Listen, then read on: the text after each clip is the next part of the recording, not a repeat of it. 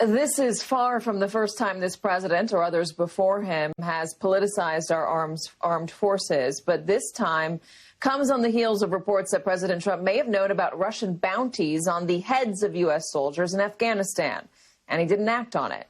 Paul Rieckhoff is a veteran and the founder of Iraq and Afghanistan Veterans of America. He's also the host of the podcast called Angry Americans, which this week features NBC's Willie Geist as a guest. Paul, it's good to have you here. I want to get your take on this disconnect with the president in one breath lauding the troops, this idea that he has of the American military, but then also not acting on intelligence or not even being aware, he says, of intelligence that suggested Russia might be paying the Taliban bounties to kill American soldiers in Afghanistan. Well, the real disconnect, Katie, is between President Mayhem, as I like to call him, and the fundamental values of our military and our country. I mean, he's never been farther away from what embodies the greatness of the American military than right now. I mean, he lies, he disrespects the military, he demoralizes the military, and this is not new. What's new is that he's desperate and he's doubling down on the popularity and the brand of the American military. So he continues to hide behind the military. He continues to abuse the military, disrespect the military. And it's not just a pageantry like this when he also throws in the Navy Blue Angels and the Army Band. It's also on policy. He's pulling troops out of Germany right now, which only benefits Russia. He's pulling military funding away from the Pentagon and down to pay for his wall. He's pardoning war criminals. He's opposing the military, which actually wants to remove Confederate generals' names from the military. So time and time again, he is actually opposed more and more so with the military. And I think it's really going to hurt him politically, and it's ripping our country apart. Everybody needs to know our military is not Trump's military. We're not the ground forces in his race war. We're diverse. We come from America, and we are bigger than him, and we'll be here long after he's gone, thankfully. I want to talk about pardoning war criminals because there have been two high-profile cases in the last year or so, and one of them just happened recently, the pardoning of Lieutenant Clint Lawrence. The Washington Post had a big takeout on what it called the cursed platoon, and Lawrence had been in command of the first platoon for only 3 days in Afghanistan, but a military jury found that he had averaged a war crime a day. He served 6 years. And then after a concerted effort by Fox News to say that this was an unfair sentence, Donald Trump pardoned him. And this comes after what we saw with Eddie Gallagher, the Navy SEAL. What do you make of that?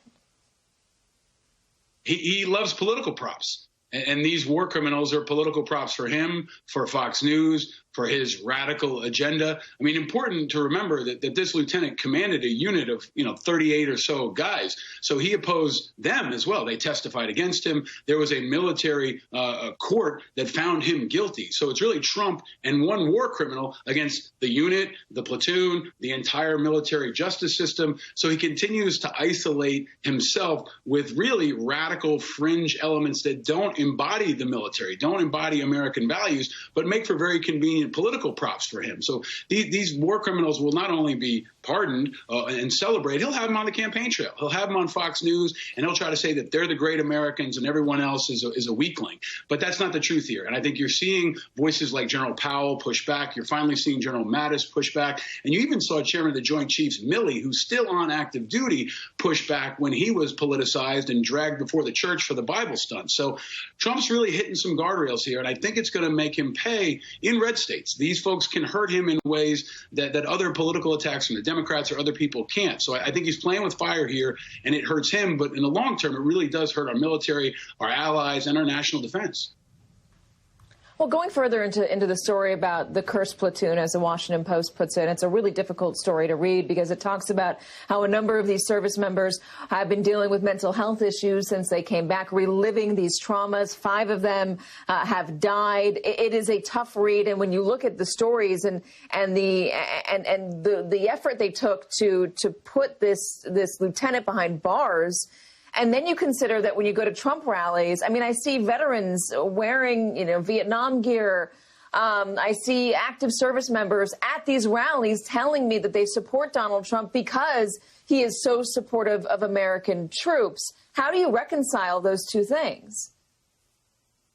Well, if you say something enough times, some people will believe it. So Trump's been saying he supports the troops going back to the campaign, and Trump echoes that message, and it's like a lot of his other messages. I mean, he also says he supports black people, right? He says a lot of things that we just know are not true, and the data shows. But I shows see more it's not veterans true. at rallies than I see black people, to be fair. That's what they want you to.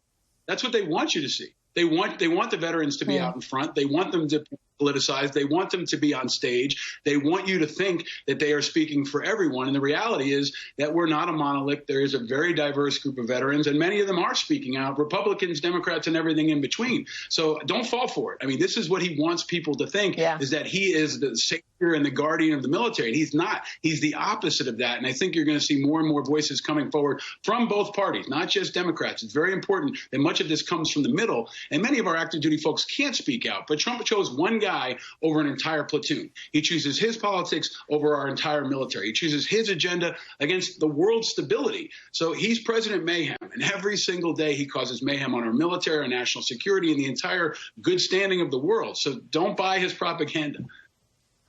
But Paul, just really quickly before we go, you talk to more rank and file active duty members, service members than I do. What are they telling you? It's constant chaos. I mean, you know, this issue with the Russian bounties is, I think, another last straw. We keep saying there's going to be the last straw, going all the way back to the attacks on John McCain 3.5 years ago. But he still hasn't defended our troops. He hasn't said he won't tolerate bounties. He won't say people in Russia will pay. And I think more than ever before, the American military feels abandoned and used by Trump. And I think that is going to hurt him in the polls. But in the meantime, they feel really unstable. They don't know what's coming next, and they don't know if they're going to be deployed into places like Washington, D.C. For riots. So Trump continues to put us in really difficult positions that are more about his politics than about our well-being or the national defense. Not to mention, as our Courtney Kuby has reported, the number of cases of coronavirus among active service members is on the rise as well. Paul Rieckhoff. Paul, thanks for being on with us. Always appreciate your time, sir.